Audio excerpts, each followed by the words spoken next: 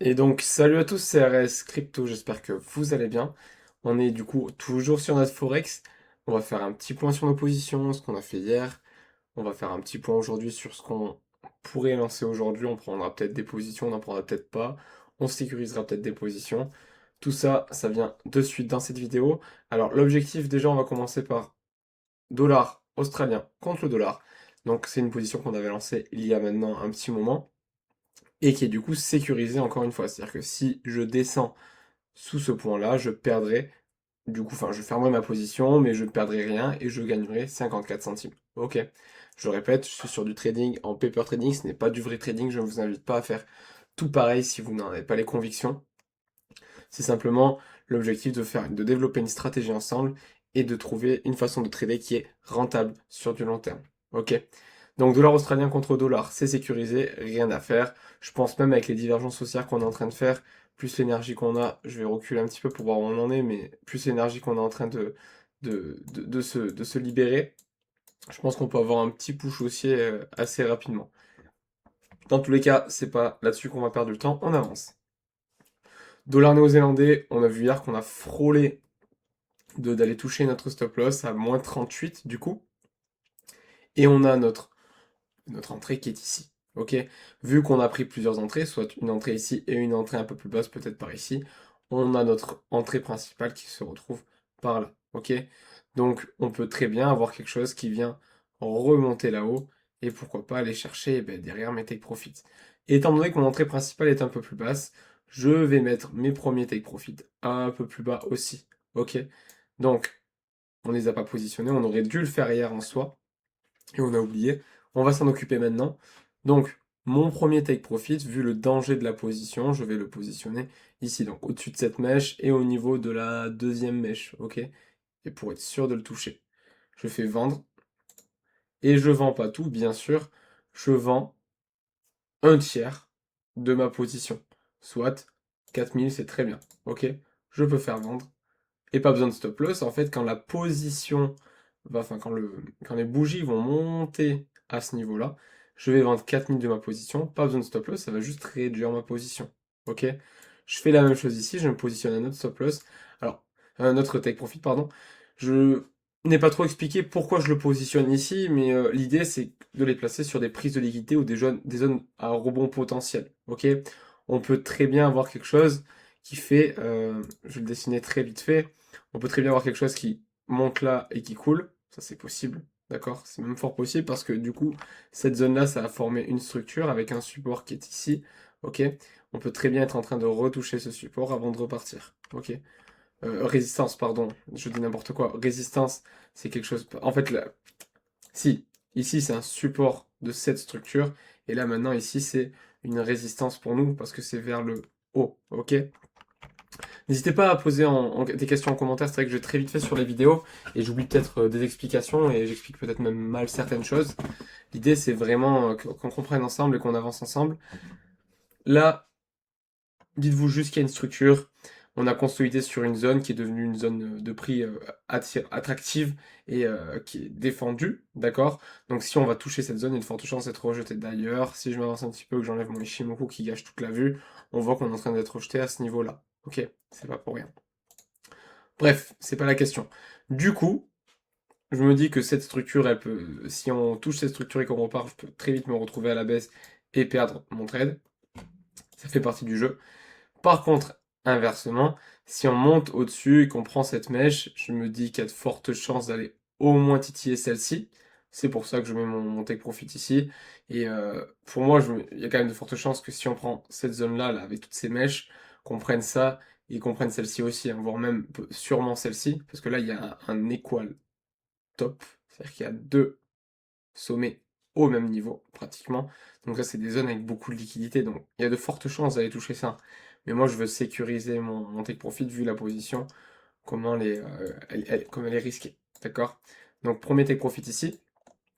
Un deuxième, un peu sur le même principe, un peu sur le même principe, on va se servir d'une zone qui va être intéressante. Ici, il y a toute une fair value gap, vous voyez, une fair value gap, donc il n'y a pas de cotation sur cette bougie, ni devant, ni derrière, donc c'est une zone qui va risque d'être travaillée au moins les 50%, mais comme on a de la place, vous voyez, après il reste si on met mon deuxième take profit ici, si je mets le deuxième take profit ici, il me reste toute cette partie de la position à travailler. Donc je vais viser un tout petit peu plus haut. Un tout petit peu plus haut, je peux me mettre par exemple ici au sommet de la fair value gap, ok? C'est volontaire. Donc on va se mettre ici. Hop, je vends 4K encore, 4000, et derrière je vise le sommet de ma position, et je vends le reste. Moi j'ai même pas besoin de le faire, ça se fera automatiquement en théorie, ok? Non, il n'était pas automatique, parce que du coup vu que ça a fait une double position, ça m'a modifié mon ordre, ok. Voilà, notre position est enfin prête. Il n'y a plus rien à toucher. J'ai confirmé bien sûr. Il n'y a plus rien à toucher. On laisse couler. Ok. L'euro contre le dollar. Bon, ben pas de chance. On a tapé le stop loss hier. Là, peut-être, certainement même une petite erreur sur cette position, vous voyez. Dans tous les cas, on voulait respecter ce ratio de 2, mais on s'est positionné beaucoup trop proche. On a vu qu'on avait une résistance ici. J'aurais dû, en théorie, si j'avais été un peu meilleur dans la prise de décision, me positionner sous la résistance, ok, pour être plus sûr. Mais comme j'étais déjà sous la fair value gap, pardon, et parce que vous avez vu, la fair value gap, elle a quand même servi de rebond, hein. On a rebondi ici, on a, on a voulu travailler ici, et ici on avait déjà bien rebondi dessus. Donc elle sert pas mal, elle a servi de rebond, elle a fait son effet, mais pas assez puissante, et le prix voulait aller un peu plus bas, c'est ce qu'il a fait, il est allé travailler cette résistance, ok? Du coup ce support maintenant, d'accord? Les résistances se transforment en support, et les supports peuvent se transformer en résistance aussi. Donc j'aurais dû mettre ma sécurité un peu plus basse, je ne l'ai pas fait, j'ai perdu sur cette position. Ce n'est pas très grave, dans tous les cas on refera les comptes de tout ce qui a été fait, hein. Je le montre en général sur certaines vidéos au début, mais dans tous les cas on refera un compte de tout ce qui a été fait à la fin du mois, c'est l'objectif aussi, hein. Donc l'euro contre le dollar, je le redescends un peu plus bas. Ensuite, dollar australien contre dollar canadien. On a notre position qui est prête à être prise, d'accord? On avait placé un sell limite ici et ici, en espérant avoir un petit rebond à la baisse, ce qu'on visait, ce qu'on a obtenu ici en fait, hein. Mais j'ai l'impression qu'on est parti. Donc, on va prendre du recul. On va prendre du recul. On voit qu'on est toujours chargé à la hausse, qu'on est en train de se décharger justement, d'accord? Chargé à la baisse, pardon, mais on est en train de se décharger. Là, on est relativement haut, toujours ça continue de monter. Et ici, on est toujours haut. Donc, on peut toujours envisager une baisse. Tac, tac. Là, ici, on est en train de se décharger à la baisse. Ici, on est en train de se charger à la baisse, justement. Et ici, on est toujours relativement haut, c'est OK. Donc, pour moi, la position est déjà partie. On a validé ce W, ce M, pardon, vous voyez le M qu'on a en haut, qui est une figure de retournement. On l'a validé, on est passé dessous, et on est en train de rejeter sur sa ligne de coup. La ligne de coup, c'est la ligne de rebond du M. Donc, une fois là, deux fois là, et on casse ici, et là, on est en train de la valider comme résistance. D'accord? Et le prix a de fortes chances, du coup, d'aller plus bas. Je ne rentrerai pas en position ici parce que pour moi, c'est trop tard. Je vais quand même avancer en une heure. On ne sait jamais si on est chargé à la hausse ou quoi. Je peux rentrer. Mais non, mais pour moi, c'est trop tard malheureusement. Je vais peut-être prendre des Shimoku. Ah, j'ai quand même. Elle me titille cette position. Elle me titille, elle me titille. Quand je regarde Ishimoku, etc., elle est pas mal intéressante. Je vais m'avancer en une heure et on va essayer de rentrer en position quand même dessus. Pourquoi? Parce qu'on est en train de casser Ishimoku à la baisse. Ishimoku, c'est un nuage qui donne les tendances. Donc là, on est vraiment sur une bougie qui est intéressante et sur un très bon timing. Le seul truc qui me dérange, c'est qu'on est... Bon, ici, on est neutre sur le MACD, donc pas de souci. Et sur le stock RSI, on est en train de recroiser à la baisse, donc on peut avoir une petite méchouille, un petit travail à la baisse. Donc je vais juste enlever cet ordre. Oui. Enlever celui-ci. Oui. Supprimer celui-ci. D'accord. Je vais préparer ma position. Tac. À la baisse. Mince, pas du tout. Pas du tout, pas du tout. Tac. Une position du coup short à la baisse. Je mets mon entrée ici. Je place ma sécurité au-dessus du nuage en 4 heures. D'accord. Au-dessus de toutes les barres. Au-dessus de tout. D'accord. L'objectif, c'est que ma position, eh ben, elle ne soit pas perdue facilement. D'accord? Donc je le place au-dessus de ma structure, au-dessus de ma ligne, au-dessus de tout ce qui est nuage, etc. Je peux même le prendre en un jour si je veux, hein. L'idée, c'est vraiment de sécuriser ma position. Je m'avance de nouveau, tac, et là je vais aller chercher le bas de cette tendance, d'accord? Je vais toujours chercher les bas de tendance, ou alors à la limite les bas de consolidation. On voit que la consolidation elle va jusque là, je vais peut-être pas aller chercher jusqu'en bas, ok? Ça fait un peu un trade un peu trop long. On est sur du 2,24, éventuellement c'est intéressant. On est chargé à la hausse, on est en train de se décharger à la baisse là-bas, ici on a croisé la baisse, on est bas. Donc pour moi tout va dans mon sens pour l'instant. Je vais créer mon ordre de limite. Tac, tac. On risque 30 euros. Je peux vendre, d'accord? Ma position est positionnée, j'ai mon risque de 30 euros. Je vais mettre une deuxième entrée sur le précédent premier point d'entrée que j'avais, donc plutôt vers ce niveau-là, d'accord? Pourquoi ce niveau-là? Si j'ai une mèche ici, ça n'invalide pas ma structure, d'accord?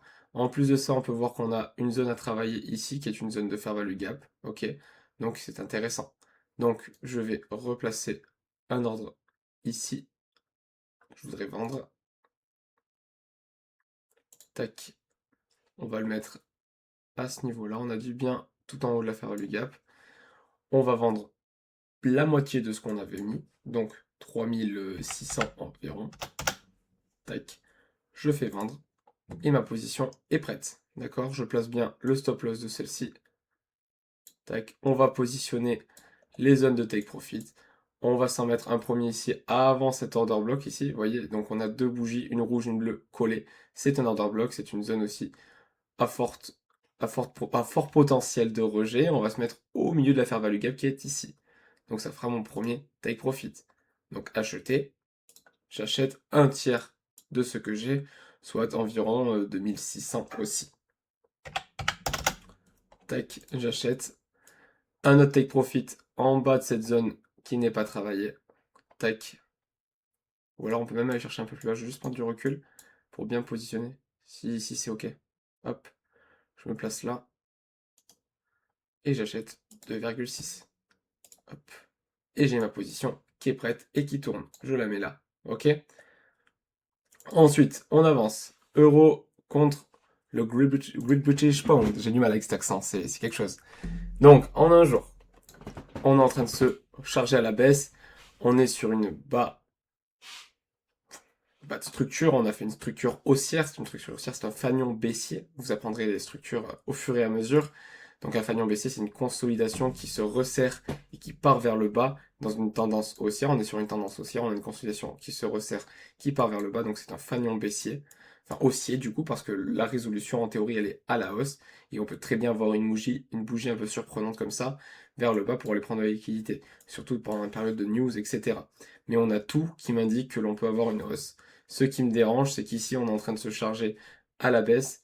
Donc je vais attendre peut-être une petite respiration pour éventuellement aller chercher une position là-dessus.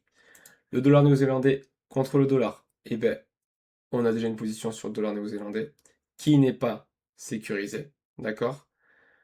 Le, le dollar canadien contre le yen japonais, même chose, on a déjà une position sur le yen japonais. Même chose pour le dollar australien, ben, on a une position sur le dollar australien et une position sur le yen japonais, donc on ne touche pas. Le British Pound, de nouveau, contre le dollar. Ben, ici, du coup, bah, pour l'instant, une position dessus est largement envisageable. On a une position sur le dollar, mais elle est sécurisée, donc pas de souci. Je vais prendre du recul. Je vois que je suis chargé à la hausse. Là, ici, j'ai croisé à la baisse. Et ici, j'ai la place pour aller en haut. Ça diverge pour moi, ces deux-là. Donc, je passe à la suite. Dollar contre dollar canadien, j'ai une position sur le dollar canadien déjà. Euro contre dollar canadien, j'ai une position sur le dollar canadien déjà. Et euro contre dollar, on peut largement envisager de prendre une position dessus. On est chargé à la hausse ici. Ici, on est neutre, ok? Enfin, on est neutre. On a croisé à la baisse il y a un petit moment. Un retournement reste envisageable. Ici, on a de la place à la hausse. Je vais m'avancer. Tac. On est sur cette fameuse résistance qui nous a bien eu. Hop. Donc, cette résistance qui est devenue support ici. D'accord? On a une belle divergence haussière ici. Regardez, hop. Tac, ici on monte. Alors que ici, pour les mêmes niveaux, on descend. D'accord? Donc ça s'appelle une divergence haussière. De plus, elle est cachée. D'accord? On peut largement partir à la hausse. Ici, on est plutôt bas et on voit qu'on veut croiser éventuellement à la hausse. une position à l'achat est largement envisageable. Ok? Je place ma position longue ici. Je vise le sommet de cette tendance. D'accord? Ça ne change pas. Je place ma sécurité sous le nuage, tout ce qui est éventuel, tout ce qui peut me retenir en fait, hein. Donc sous le nuage, sous les structures, sous tout. Ok. Ici, bon, en daily, je suis en daily, donc daily un jour. Je suis peut-être, ça peut être un petit peu bas, quoique cette mèche-là, ça fait bien de sécuriser ça au moins.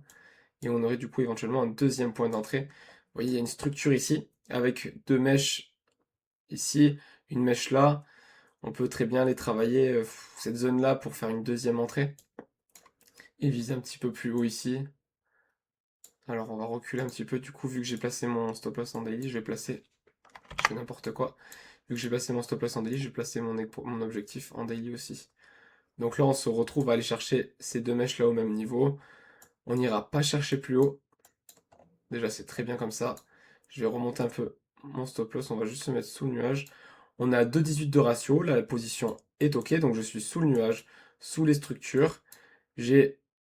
Ouais, on protège des 5. En fait, il y a une grosse mèche là, vous voyez. Et quand il y a des grosses mèches comme ça, je prévois un retravail de 50% de la mèche. C'est souvent ce qui arrive. Donc, je vais juste être un petit peu titilleux et descendre un petit peu. Donc je suis descendu un petit peu, je suis en dessous des 50% de cette grosse mèche. On va chercher un deuxième point d'entrée en dessous de cette consolidation-là. Sur une petite mèche, c'est largement faisable. Et je ne touche pas plus que ça. Je vais m'avancer pour faire les derniers petits détails. Je regarde ma position, elle a un risque ratio de 2,08. C'est OK. Je n'ai plus qu'à cliquer, créer mon ordre de limite. Je mets 30 € de risque. J'achète. J'ai mon stop loss qui est ici. Je place mon deuxième point d'entrée, on a dit sous la structure, donc on va placer au niveau des deux mèches qui sont pratiquement au même niveau. J'achète la moitié, soit 2100. Je fais acheter. Mon ordre est prêt. On va pratiquement rentrer dessus de suite, donc je vais préparer aussi mes ordres de vente. Je vais enlever Ishimoku parce que ça me dérange. Je peux aller travailler cette fair value gap là. D'accord? C'est un peu haut, c'est pratiquement la moitié de ma position, donc à la limite, ça serait le deuxième take profit. Donc en premier take profit, on va aller travailler cette zone de consolidation. Vous voyez là, ici, je suis très dézoomé, donc forcément, vous ne voyez pas grand-chose.